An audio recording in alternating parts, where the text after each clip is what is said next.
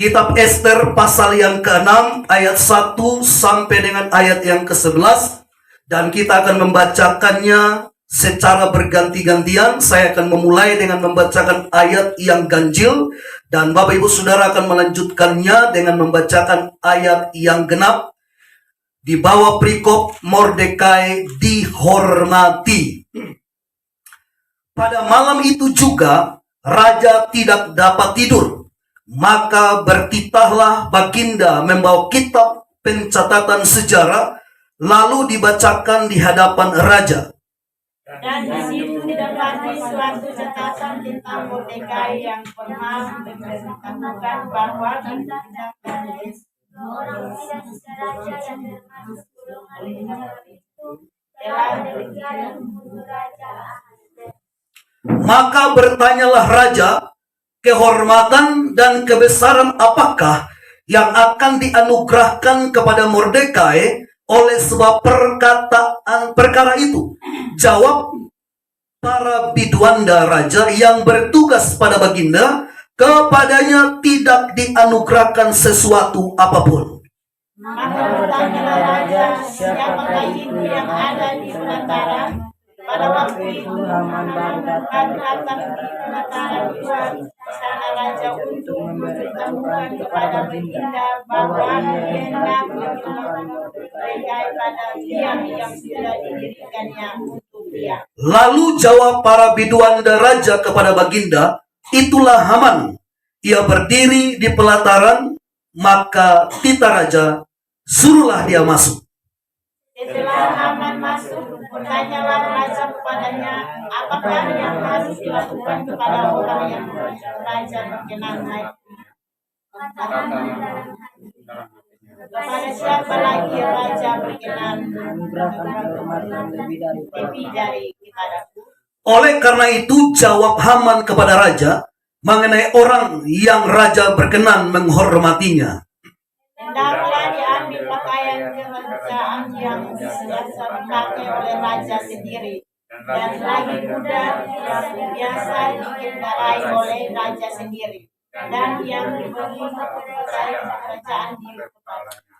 Dan hendaklah seorang dari antara para pembesar raja, orang-orang bangsawan, lalu hendaklah pakaian itu dikenakan kepada orang yang raja berkenan menghormatinya.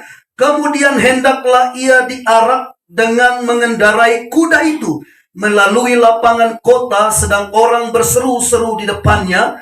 Beginilah dilakukan kepada orang yang raja berkenan menghormatinya. Maka tidaklah raja kepada Haman, segera ambillah pakaian dan kuda itu seperti yang kukatakan itu, dan lakukanlah demikian kepada Mordekai orang Yahudi yang duduk di pintu gerbang istana. Sebab kata-kataku, janganlah kau daripada segala yang kau lakukan.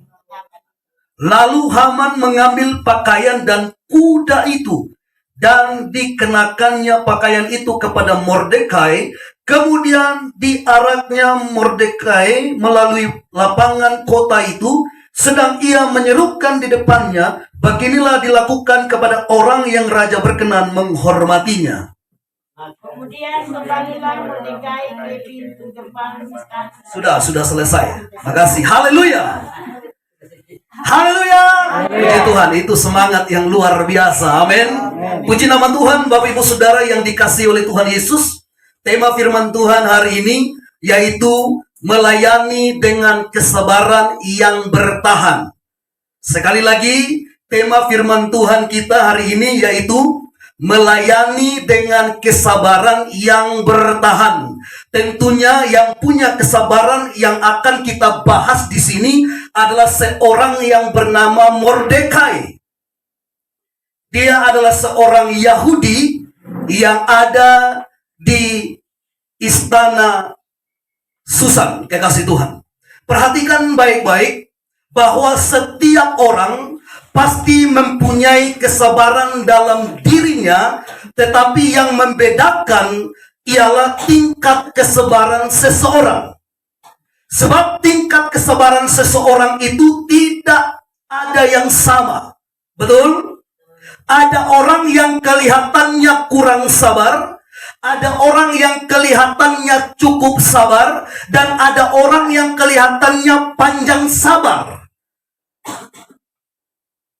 Itu akan terlihat kekasih Tuhan ketika kita diperhadapkan dengan sesuatu atau seseorang. Disitulah yang akan menentukan tingkat kesabaran kita. Apakah kita ini adalah orang atau tipe orang yang kurang sabar, ataukah kita adalah tipe orang yang cukup sabar, ataukah kita ini tipe orang yang panjang sabar? Jadi itu akan terlihat ketika ada situasi atau seseorang yang diperhadapkan kepada kita.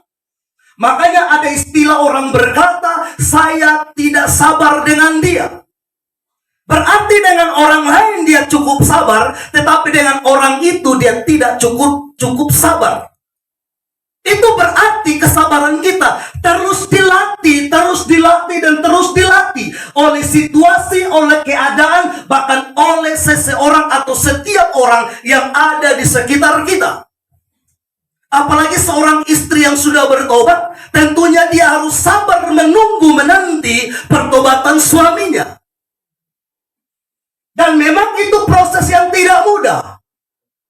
Itu proses yang memang betul-betul harus kita penuh dengan kesabaran. Untuk apa? Untuk supaya dia boleh diselamatkan Tuhan. Jadi memang setiap proses yang Tuhan izinkan terjadi di dalam diri kita, di dalam hidup kita, itu ada maksud dan rencana Tuhan yang terindah bagi Bapak, Ibu, Saudara, dan saya. Jadi karena itulah Tuhan mau agar kita benar-benar menjadi orang yang sabar.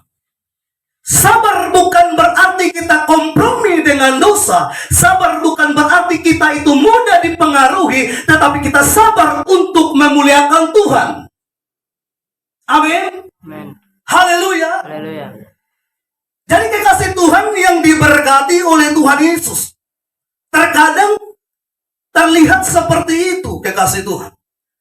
Kesabaran kita itu terkadang diuji untuk membuktikan kualitas kesabaran kita. Nah, saudara yang diberkati oleh Tuhan Yesus, misalnya kesabaran kita dalam melakukan kebaikan seringkali terbatas. Kita mungkin menolong seseorang untuk sementara waktu, tetapi bila orang tersebut tidak berterima kasih kepada kita, kita mungkin bisa saja berhenti untuk menolong orang tersebut. Saudara yang dikasihi oleh Tuhan, seringkali itu terjadi. Karena apa? Karena kita kurang sabar. Tapi kita mulai belajar dari seorang yang bernama Mordekai. Karena apa? Karena Mordekai punya pandangan yang lebih baik, lebih penting yang harus kita pelajari tentang bagaimana dia melayani atau melakukan kebaikan. Amin. Pandangan yang lebih baik. Lebih baik yang ditunjukkan Mordekai kepada kita ketika dia itu melayani atau berbuat atau melakukan kebaikan. Ketika Raja Ahasuerus tidak menghargai jasa Mordekai, apakah ia berhenti berbuat baik? Apakah ketika Raja Ahasuerus tidak mengingat kebaikan daripada Mordekai, apakah Mordekai berhenti untuk melayani raja? Dia tidak berhenti, Bapak, Ibu, Saudara. Dan karena itulah, saudara dan saya harus belajar dari seorang pribadi yang bernama Mordekai tentang kesabaran.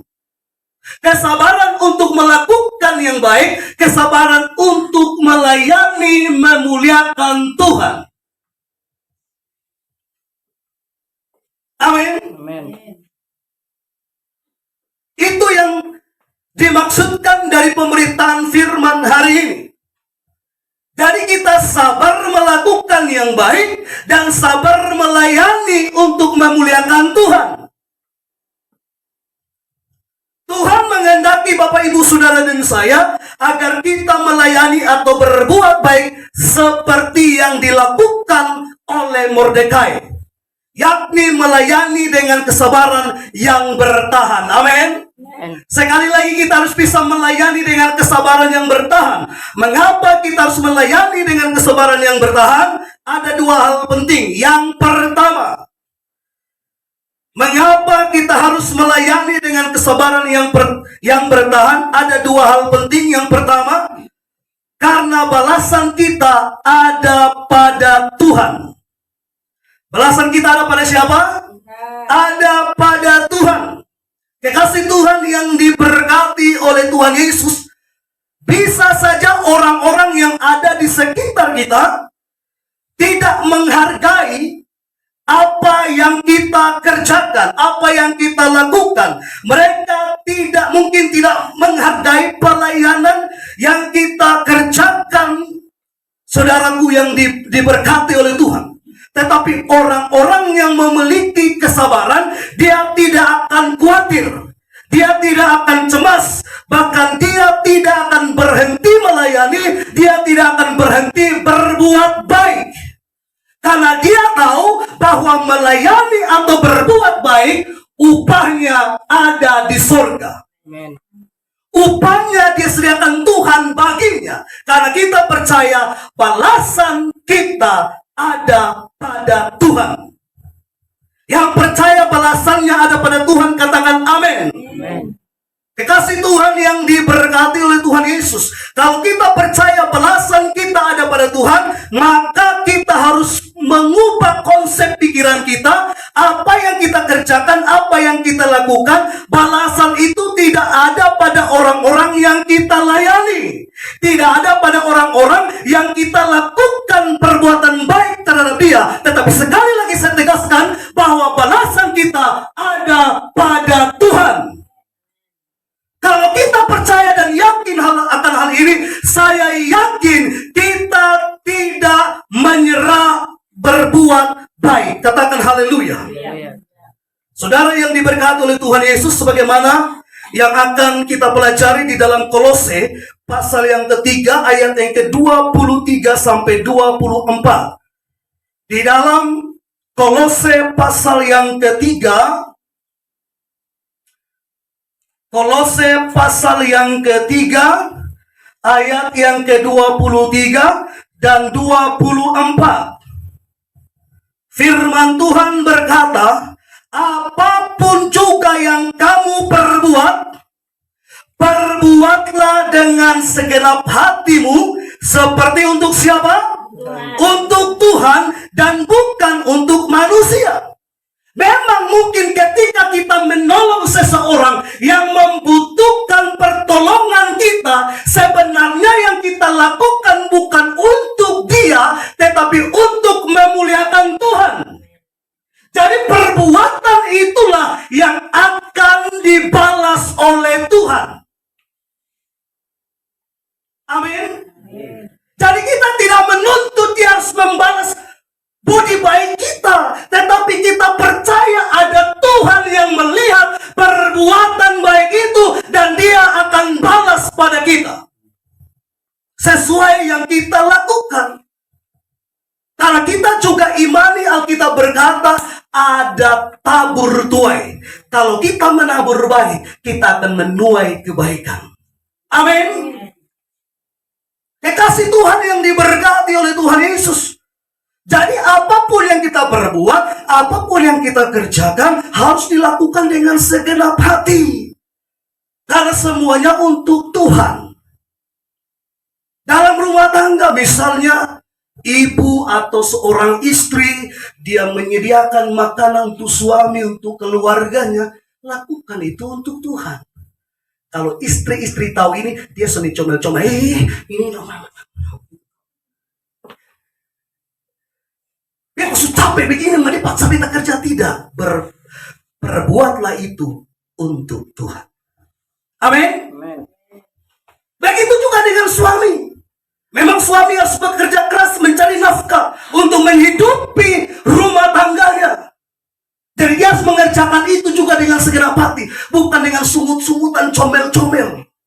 Karena kita percaya ketika kita melakukan itu untuk Tuhan, berkatnya sudah Tuhan sediakan bagi kita. Yang percaya berikan tepuk tangan bagi Tuhan. Haleluya. Karena di ayat 24 berkata demikian, kamu tahu bahwa dari Tuhanlah kamu akan menerima bagian yang ditentukan bagimu sebagai upah. Jadi ada bagian yang sudah ditentukan Tuhan bagi saudara dan saya. Ditentukan Tuhan bagi kita, yaitu di sorga yang kekal. Dan Alkitab berkata, upah yang ada di sorga tidak bisa dirusak dan dicuri oleh pencuri. Karena itu kekal adanya. Amin. Katakan haleluya. Jadi sekali lagi, apa yang kita perbuat, apa yang kita lakukan semuanya itu untuk Tuhan dengan hati yang ikhlas, hati yang tulus, hati yang sungguh-sungguh, tidak sungut-sungutan, tidak menggerutu, tidak comel-comel. Amin. Tidak dipaksa, tapi melakukannya dengan tulus hati. Nah, jika kita percaya bahwa balasan kita ada pada Tuhan, maka saudara dan saya selalulah berbuat baik. Tapi Pak Pendeta, kita buat baik terus sama dia, dia sonde toy beta karena mana itu? Apakah saya harus berhenti berbuat baik terhadap dia? Dengarkan baik-baik. Upah kita sudah disediakan tuh. Jadi kita harus bagaimana Pak Pendeta? Teruslah berbuat baik terhadap dia. Amin. Karena kita adalah orang-orang yang memiliki kesabaran yang bertahan, yang tidak bisa dipengaruhi oleh apapun, termasuk orang-orang yang kita perlakukan dia dengan baik, tetapi dia sendiri tidak menyukai kita. Katakan amin. Amin. Saudara yang dikasihi oleh Tuhan Yesus, sekali lagi jika kita percaya bahwa balasan kita ada pada Tuhan, maka saudara dan saya harus selalu berbuat baik, teruslah melayani, setialah berkorban, bekerjalah dengan rajin, jadilah terang dan garam dunia, dan seterusnya dimanapun kita berada. Berikan tepuk tangan bagi Tuhan. Tepuk tangan soalnya semangat. Setan dengar itu tepuk tangan, dia ketawa di luar. Belum semua tepuk tangan. Begitu, haleluya. Karena saudara tepuk tangan bukan untuk pendeta Simon. Tepuk tangan untuk siapa? Jadi Bapak Ibu Saudara pikir tepuk tangan untuk Tuhan tidak ditulis Tuhan. Hari ini Mama Dolo anak tepuk tangan tidak semangat. Pak Pendeta ini ada-ada sah. Tapi kita kembali pada firman Kolose 3 ayat 24 tadi. Kamu tahu bahwa dari Tuhanlah kamu akan menerima bagian yang ditentukan bagimu. Saya tahu bahwa ada bagian yang sudah Tuhan tentukan bagi saya. Dan Bapak Ibu Saudara juga harus imani itu, bahwa ada bagian yang sudah Tuhan tentukan bagi Bapak Ibu Saudara. Ketika kita melakukan yang baik dan kita terus melayani untuk memuliakan Tuhan. Amin. Sekali lagi saya mengajak Bapak Ibu Saudara baca di dalam kitab Ester pasal yang ke-6 ayat 1 sampai 3. Saya bacakan sekali lagi. Pada malam itu juga raja tidak dapat tidur. Kita pikir-pikir kenapa raja tidak dapat tidur toh? Bukankah dia punya tempat tidur itu mewah? Di istana raja itu Bapak Ibu Saudara, mustahil kalau orang tidak bisa tidur. Penjagaan ketat. Dia aman, dia tenang. Saya yakin Raja Ahasuerus ini tidak kolesterol. Dia tidak susah tidur.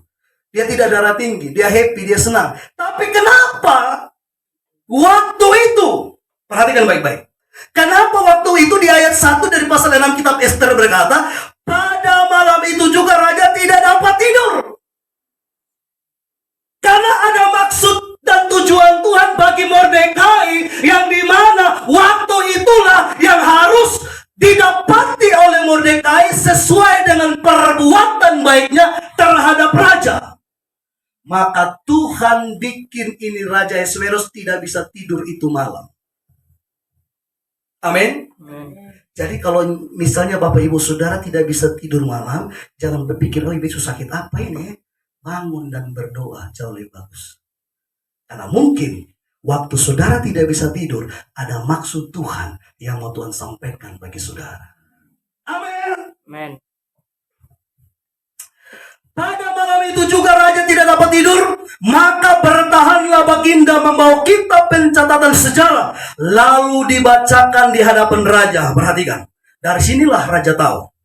Dan di situ didapati suatu catatan tentang Mordekai, bahwa Tuhan mau buat ini raja tidak bisa tidur, agar catatan di sejarah tentang Mordekai ini harus dia dengar. Harus dia tahu, karena waktu ini balasanku akan datang pada Mordekai. Tanpa terlintas di pikiran Mordekai, tanpa dipikirkan Mordekai, itulah yang disediakan Tuhan. Amin. Dan disitulah didapati suatu catatan tentang Mordekai yang pernah memberitahukan bahwa Bigtan dan Teres, mereka berdua inilah, atau dua orang sida-sida ini, dua sida-sida raja yang termasuk golongan penjaga pintu, telah berikhtiar, bersumpah membunuh Raja Ahasuerus.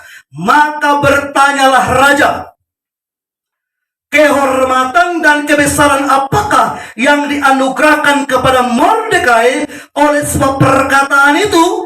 Jawab para biduanda raja yang bertugas pada baginda, kepadanya tidak dianugerahkan suatu apapun.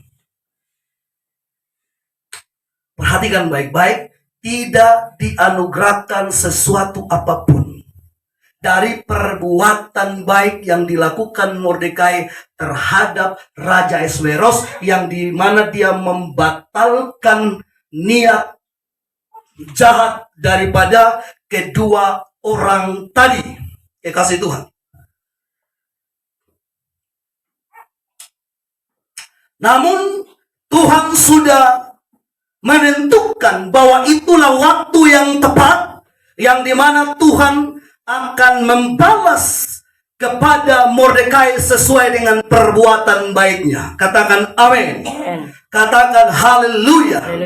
Makanya di ayat yang ke-7 sampai 9 dilanjutkan seperti ini. Oleh karena itu jawab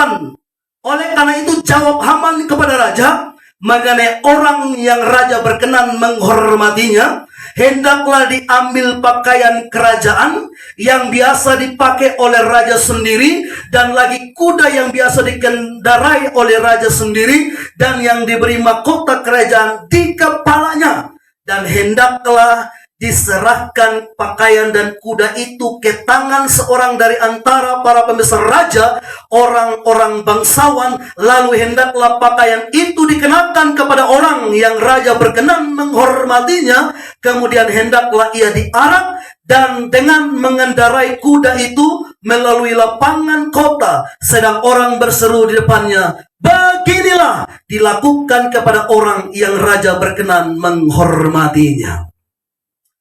Haman berpikir bahwa anugerah yang terbesar yang ditanyakan raja kepada Haman itu akan dikenakan kepada dia.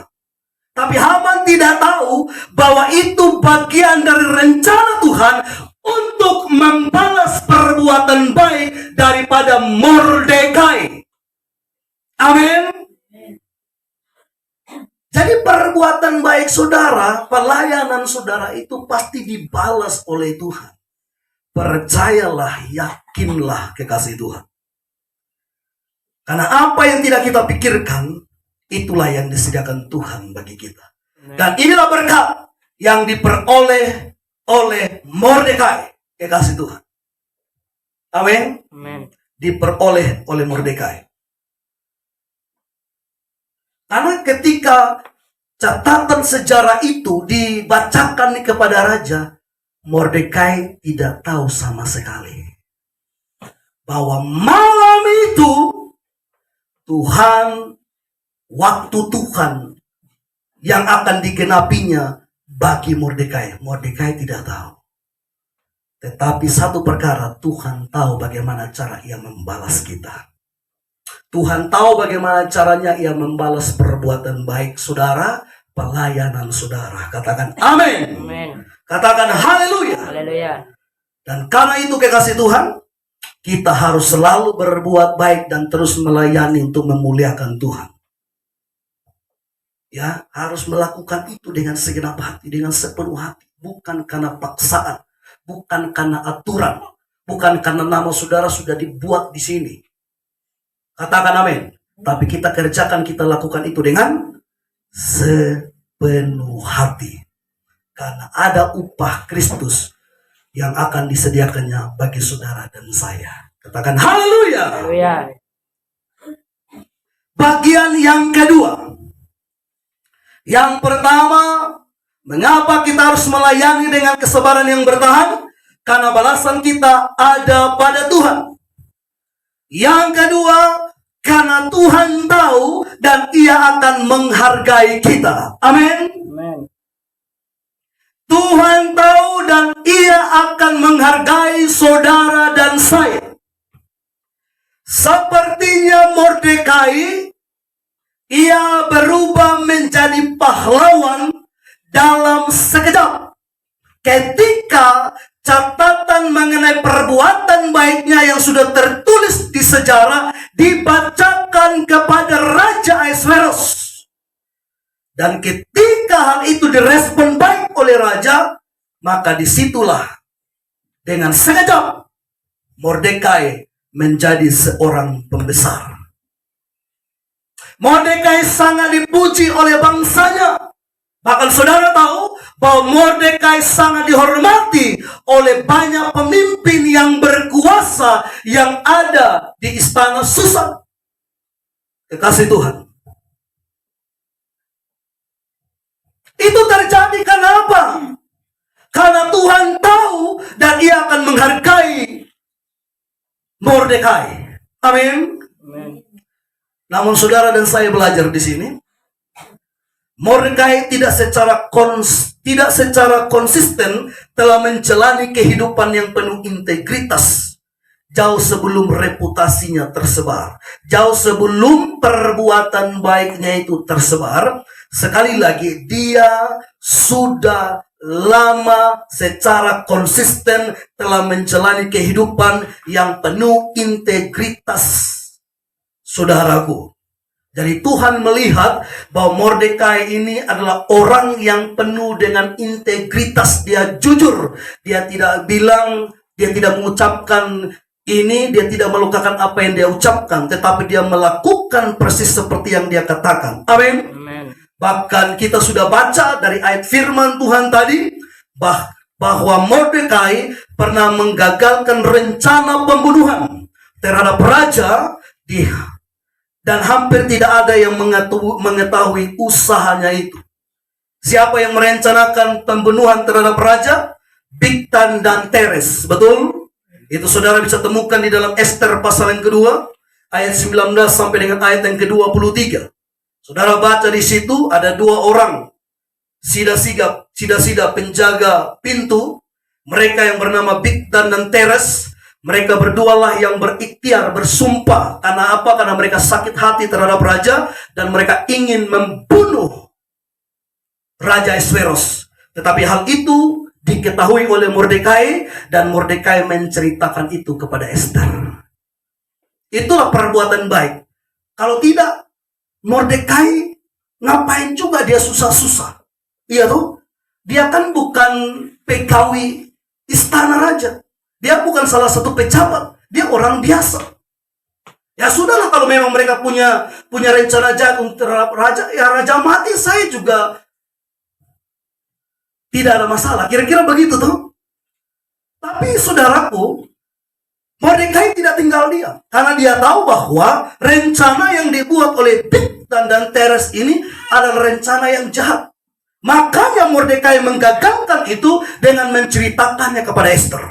Dan singkat cerita, mereka berdua ditangkap dan digantung hingga mati. Kekasih Tuhan yang diberkati oleh Tuhan Yesus, kita perlu tahu bahwa perlu waktu untuk membangun reputasi yang baik. Amin. Perlu waktu untuk membangun reputasi yang baik. Karena apa?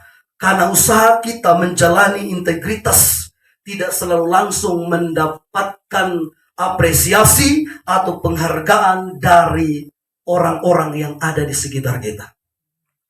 Itu dia. Jadi perbuatan baik kita itu tidak langsung diberikan apresiasi, diberikan penghargaan.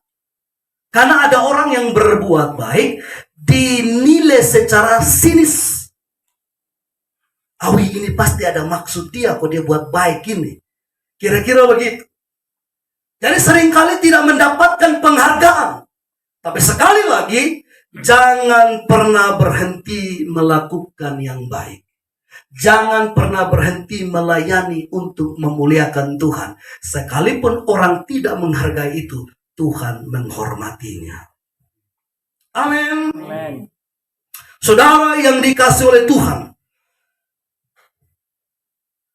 kita tahu kalau kita terus membangun karakter yang baik, reputasi yang baik, maka itu pasti memuliakan Tuhan di dalam kehidupan kita. Karena itu, teruslah membangun karakter yang baik dalam hidup kita, dan kita tidak perlu mendapatkan penghargaan dari manusia. Kalau memang kita mendapatkan itu, puji Tuhan. Karena kita sudah tahu bahwa Tuhanlah yang akan menghargai kita sesuai dengan perbuatan baik kita. Amin.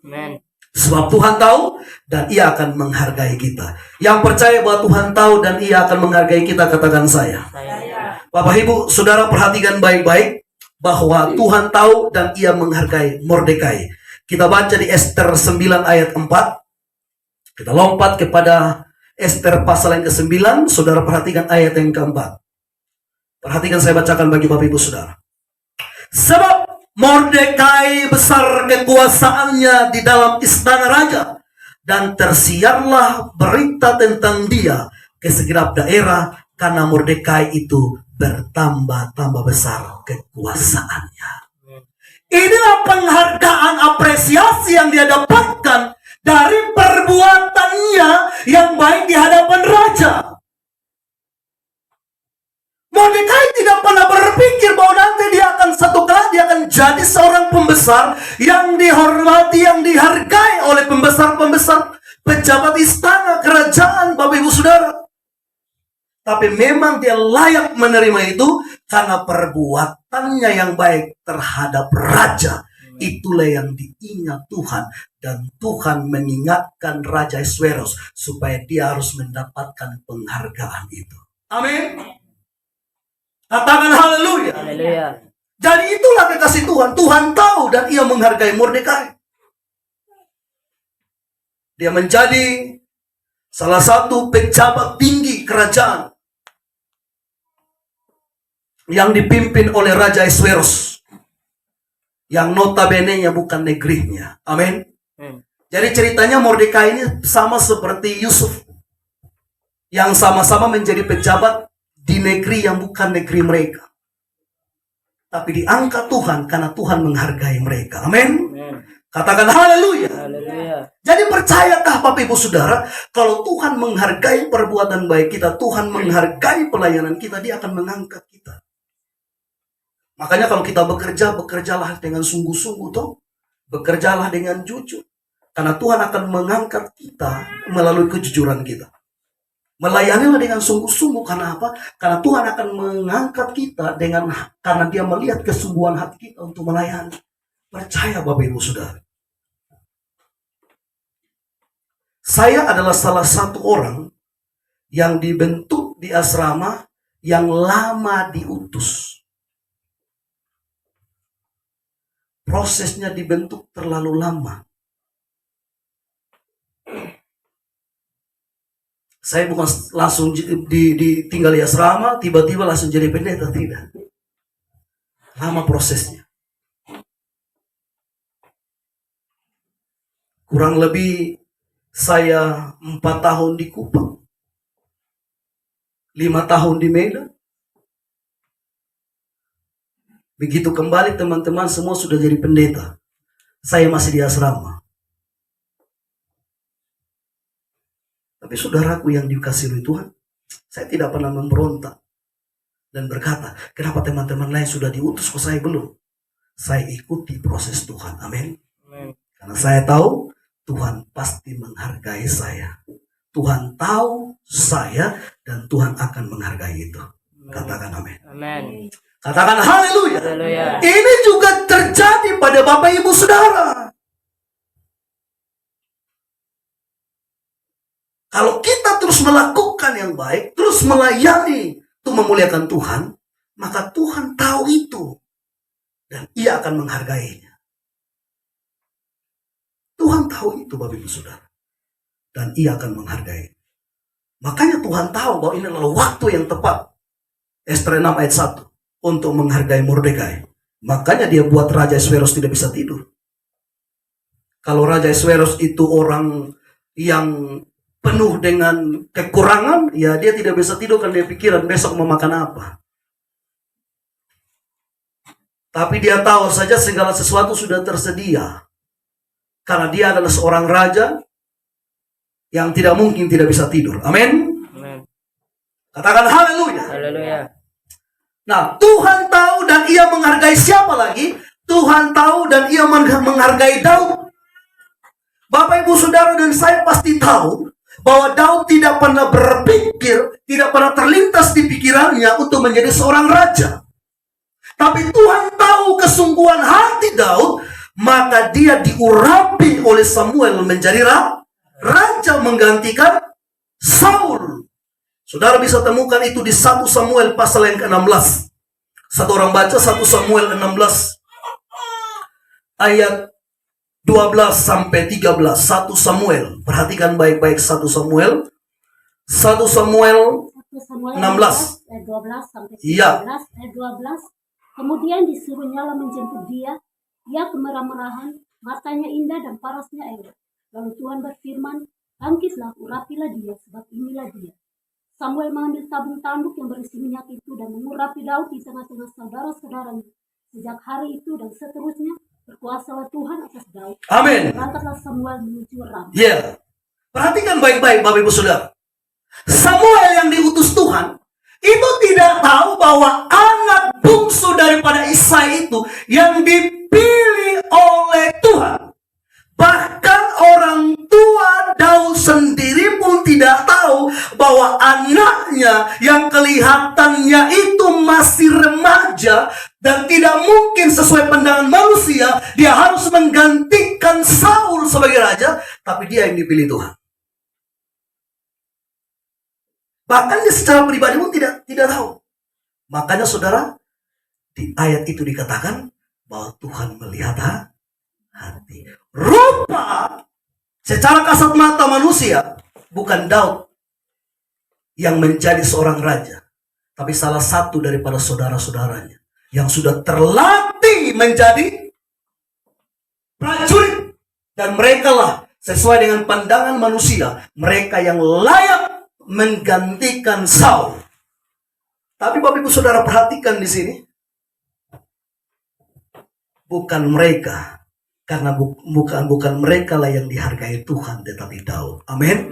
Karena Tuhan mendapati hati Daud. Itu hati yang sungguh-sungguh melekat kepadanya. Mungkin orang berkata tidak mungkin saudara bisa melakukan ini, melakukan itu. Tapi kalau Tuhan tahu itu di hati saudara, Dia akan mengangkat dan menghargai saudara. Amin. Haleluya. Haleluya. Bahkan saudaraku, tanpa dipikirkan Daud, ketika dia pergi dengan inisiatif dalam pimpinan Tuhan untuk mengalahkan Goliat, prajurit daripada saudaraku musuh Israel yang ditakuti oleh barisan tentara Israel, itulah yang ditaklukkan oleh Daud, seorang prajurit Filistin. Dan ketika dia membunuh Goliat, nyanyian yang terjadi adalah Saul mengalahkan beribu-ribu, tetapi Daud mengalahkan berlaksa-laksa. Ini penghargaan, saudara. Karena Daud tidak pernah mengambisi untuk mendapatkan itu. Tapi karena Tuhan menghargai itu, dia mengizinkan mereka menyanyikan nyanyi. Saul mengalahkan beribu-ribu, tapi Daud mengalahkan berlaksa-laksa. Siapa lagi? Tuhan tahu dan ia menghargai Stefanus. Ada banyak kisah di sini, tapi saya mengambil beberapa contoh untuk sebagai pembuktian bahwa Tuhan benar-benar tahu dan ia menghargai kita. Yang ketiga, Tuhan tahu dan ia menghargai Stefanus. Saudara bisa temukan kisah para rasul pasal yang ke-7. Kisah Rasul 7 ayatnya yang ke-55 sampai dengan ayat yang ke-56. Perhatikan baik-baik. Tetapi Stefanus yang penuh dengan Roh Kudus menatap ke langit, lalu melihat kemuliaan Allah dan Yesus berdiri di sebelah kanan Allah. Lalu katanya, sungguh aku melihat langit terbuka dan anak manusia berdiri di sebelah kanan Allah. Tahukah Bapak Ibu Saudara bahwa Alkitab hanya menulis Yesus duduk di sebelah kanan Allah. Betul? Tapi ketika kisah kematian Stefanus yang dirajam dengan batu, Yesus berdiri di sebelah kanan Allah, membuktikan bahwa Yesus menyaksikan perbuatan orang jahat yang melakukan terhadap Stefanus dan Tuhan menghargai itu. Katakan amin.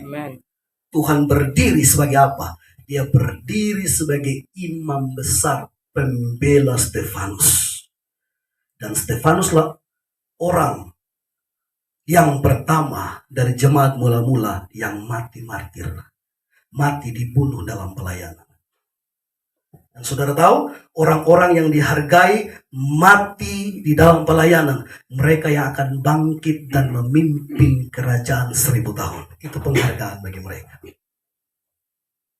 Saudara. Jadi ketika Stefanus dilempari dengan batu, Yesus tidak duduk di sebelah kanan Allah, tapi dia berdiri menjadi imam besar, pembelanya. Dan dia tahu waktu itu juga Stefanus ada dalam kerajaan yang kekal. Amin. Katakan haleluya. Haleluya. Itu penghargaan yang didapatkan oleh siapa? Oleh Stefanus.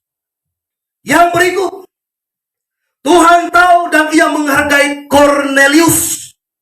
Kornelius ini bukan orang Yahudi, tetapi dia orang Roma yang notabene salah satu penjajah yang menjajah orang Yahudi pada waktu itu. Tapi kalau saudara baca kisah Kornelius dalam Kisah Rasul pasal yang ke-10 dan pasal yang ke-11, saudara akan menemukan bahwa Kornelius itu adalah seorang yang saleh. Kornelius adalah seorang yang tulus hati, dan Kornelius adalah seorang yang takut akan Tuhan. Amin. Karena kebaikan hatinya, kesalehan hidupnya, takut akan Tuhan, itulah Tuhan menghargai Kornelius. Doanya dijawab Tuhan. Dan yang paling luar biasa di sini adalah Tuhan tidak hanya menyelamatkan Kornelius, tetapi dia menyelamatkan seisi rumahnya. Amin. Haleluya. Haleluya. Kisah Rasul 10 ayat 4. Kisah 10 ayat 4. 10 ayat 4. Ya. Ia menatap malaikat itu dengan takut. Ia berkata, ada apa Tuhan? Jawab malaikat itu, semua doamu dan sedekahmu telah naik ke hadirat Allah, dan Allah mengingat engkau. Perhatikan di sini. Ia menatap malaikat itu dengan takut. Ia berkata, ada apa Tuhan? Jawab malaikat itu, semua doamu dan sedekahmu telah naik ke hadirat Allah, dan Allah mengingat engkau. Jadi Allah itu ingat kebaikan hati Bapak Ibu. Allah ingat kesalehan hidup kita. Allah ingat ketika kita hidup takut akan Dia. Allah ingat itu, kekasih Tuhan. Dan ketika Dia mengingatnya, Dia akan menjawab kerinduan hati kita. Dan tahukah Bapak Ibu Saudara, keselamatan menjadi bagian dari kehidupan Kornelius dan seisi rumahnya. Karena apa? Karena Tuhan menghargai mereka. Katakan amin. Melalui pelayanan Petrus. Jadi Tuhan pakai Petrus untuk menyelamatkan Kornelius dan seisi rumahnya menjadi orang percaya. Karena tadinya mereka belum percaya kepada Kristus, tetapi karena Tuhan menghargai kesalehan, tulus hati dan takut akan Tuhan seorang perwira yang bernama Kornelius, dan akhirnya Tuhan mengutus Petrus untuk melayani dia dan seisi rumahnya, dan akhirnya mereka diselamatkan Tuhan. Katakan amin. Katakan haleluya. Dan saudara dan saya juga perlu tahu bahwa Tuhan tahu dan Ia menghargai kita. Amin. Percaya bahwa Tuhan tahu dan Ia menghargai kita. Katakan saya. Tuhan menghargai pelayanan Bapak Ibu Saudara. Amin. Apapun bentuk pelayanan saudara, percaya bahwa Tuhan menghargai. Tuhan menghargai saudara melayani sebagai pemimpin pujian, pemain musik, pendoa, pengkhotbah, bahkan mungkin ke depan kita juga ada buat penerima tamu, pelayan persembahan. Itu dihargai Tuhan. Amin. Amin. Semua itu dihargai Tuhan. Tuhan menghargai kesaksian saudara. Semua dihargai Tuhan. Jadi Tuhan menghargai pelayanan kita. Tuhan menghargai kebaikan hati saudara. Amin. Amin. Jadi ketika saudara punya hati yang baik, hati yang murah, Tuhan hargai itu. Tuhan hargai jerih lelah saudara. Makanya orang yang bekerja keras, itu pasti upah lebih banyak dia dapatkan di dunia ini. Karena Tuhan menghargai itu. Tuhan menghargai pengorbanan saudara. Saudara jangan mengira bahwa ketika saudara berkorban untuk doa syafaat, saudara berkorban untuk ibadah misal, saudara berkorban waktu untuk ibadah, tidak dihargai Tuhan. Semua dihargai Tuhan. Katakan amin. Amin. Itu dihargai Tuhan. Tuhan menghargai kesetiaan kita. Yang setuju Tuhan menghargai kesetiaan kita, katakan amin. Amin. Kita buka Wahyu 2 ayat 10. Wahyu 2 ayat 10. Ini sangat luar biasa.